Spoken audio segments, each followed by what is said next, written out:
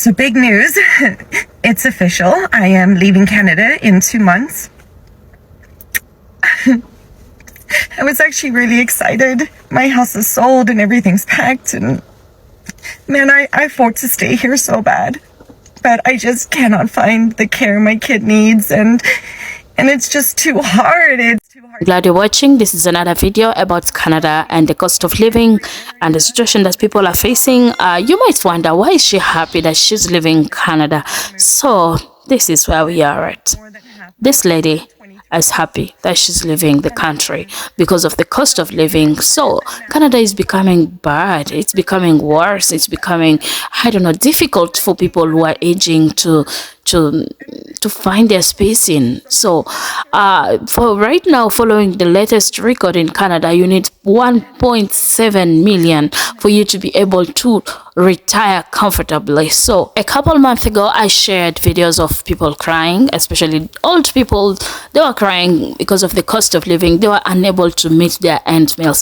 So just wonder, try to figure out, how will somebody who is having difficulties to even meet their end meal, they can't pay rent, how will they be able to save 1.7 million for their retirement? That's where people find it difficult, and most of them are finding it appropriate or convenient for them to leave the country. Enjoy the rest of the video. $1.7 million. What? That's how much Canadians think you need to have to retire comfortably. How am I supposed to do that?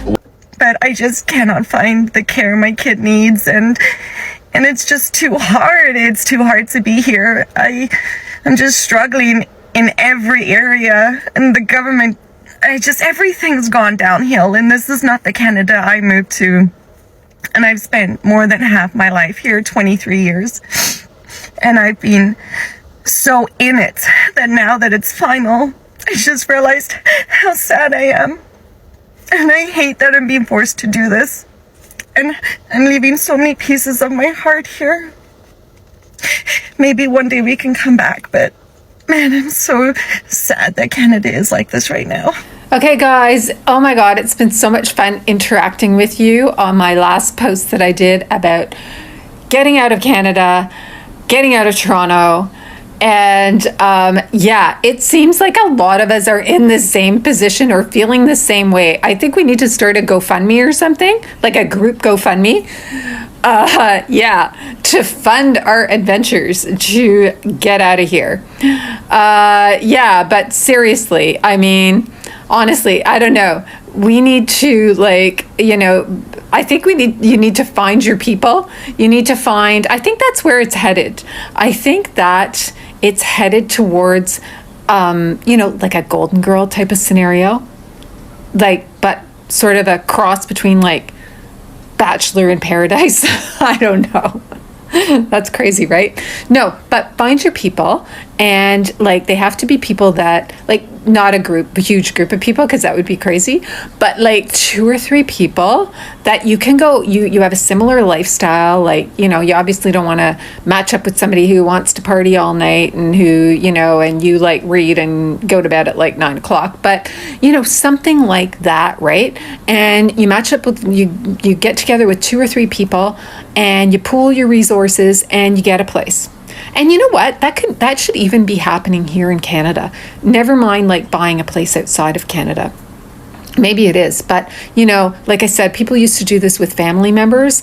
I think like we should expand that. We need to expand that, because honestly, like people are not living. Like, you can't live if you have to pay $1 million mortgages, okay?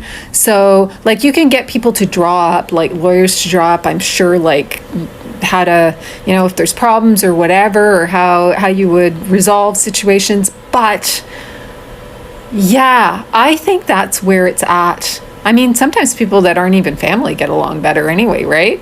But like, even when you get older, like, you know, like the Golden Girls thing, right? Like, they didn't have any significant others. They got together, these girls, and they decided like they could help each other and pool their resources. And yeah, better than paying like, you know, $5,000 a month in an old age home or something, right? Something to think about. That sounds like a strategy to get away with this, but will it work for how many people? How many people like living in community like that? I don't know. Will that work? Maybe if people do it voluntarily, and that's one of the strategies that she's giving. But I know she has the plan to leave. I followed her previous video and she's planning to leave Canada. So I don't know if she's reconsidering or not. But that's where Canada is at. Let's follow up the video. The lady we've played before has a following video and she's giving reasons why she's leaving Canada. Everything. It's just not one thing. The most important thing is medical. For the past 2 years, we've been struggling to get my son medical care. Whether it's going to the hospital and waiting 16 plus hours, that's disgusting. So stressful. Whether it's waiting on hold for 4 hours to get a doctor to give me an appointment in 2 months' time. So in December, we went back to South Africa because my son needed surgery. He needed tubes put in his ears and his adenoids removed and his lip tie corrected. And the wait for that was 3 to 6 months in Canada. We're talking about a 18-month-old baby who can't hear. I'm not waiting 3 to 6 months, but that's where we're at in Canada.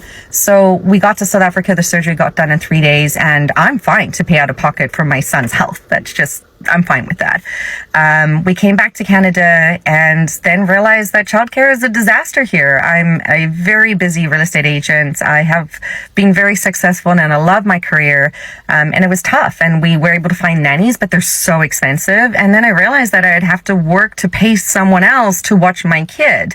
I've loved my job. I work for a company called 1% Realty. I save my clients thousands of dollars and I love being able to give that money back. But, you know, with the cost of living in this country and taxes and cost of groceries and my mortgage is doubled, with everything combined, I would have to work so much more, not because I love it, but because I have to, just to survive. And it's overwhelming. My partner works in BC and he has to keep working because he has to pay childcare for his other child.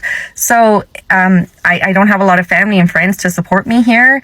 And it just, my job got real depressing. Like, honestly, in the last 2 years, COVID just skyrocketed prices. And, you know, I sold one house for $330 in 2019 and sold the exact same house for $650 in 2021. It was gross. Like, I'm not comfortable with that, but that's where we were at.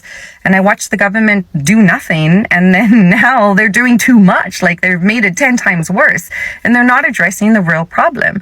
Like, I think the biggest problem with Canada right now is the government's not working together. Liberals are against conservatives and conservatives against liberals, and everyone's just against everyone. But, you know, Canadians, the average Canadians are struggling. So we have Justin Trudeau bringing in a ton of immigrants and then saying, well, that's my job, and then bringing them into the provinces who are responsible for housing and medical and education, and they can't keep up. So it's just being dumped onto someone else, and none of these people are talking. So medical is the biggest reason I'm leaving, but it's everything. It's taxes, cost of housing, cost of living, groceries are despicable. Like, honestly, it's everything. So, it's too stressful. I do not want to be under this much stress. I realized one day that I am the circle that keeps our family together. And if I break because I'm under so much stress to keep calling doctors and working and, you know, maintaining a house, I will break. And I don't want to go bankrupt. I don't want to watch everything I've worked for 13 years disappear because this country's in trouble. So I decided to leave before it got bad. And for us, at least, in our situation. And I know a lot of Canadians are struggling, and the government seems to want to throw money at the problem instead of fixing the problem. I really, really hope we find a hero. Whether Justin Trudeau can get it together or Pierre can make it, I don't care. Honestly, I hope to come back. There's a lot of important people here. But in the meantime, honestly, South Africa's fine. I'm fine to be there too. They have better weather. The banks have 10% interest rates. I mean, like, come on. Medical's better. Schooling's better. They just need to pay doctors more, teachers more. Like, there's so much that needs to be fixed here that I don't know when and if it will be. And that's why we're leaving. So thank you to everyone who watched this entire video through. I just wanted to give some context. That sounds like a very wise decision. I don't know what you think about this. Before she's bankrupt, she wants to leave so that she doesn't spoil everything she's worked for 13 years. So she has a lot of savings, and she finds it easier to live in South Africa where things are cheaper and yeah, should be attended to. Yeah, so I don't know what you think about this. Are you comfortable where you're living? And especially, I feel like she's so responsible because she's thinking about her children. And yeah, she finds it better for her to not be selfish and stay in Canada where she will not be able to take care of her children. So sometimes families make people do things, so she's living because she wants better treatment and everything, taxes, houses, everything.